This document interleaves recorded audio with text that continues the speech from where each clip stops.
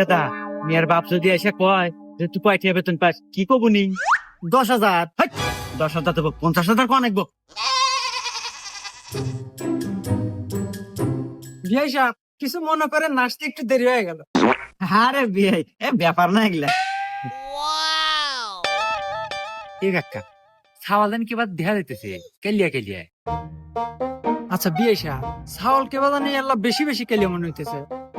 আরে বিয়ে সাহেব এটা কথা কইলেন, হ্যাঁ, ছেলে মানুষের কি সাদা কালো হয়? তারপরে যদি আবার এই সাইলের থাকে ওই লেখা সরকারি চাকরি, তাহলে আর নাগে কি?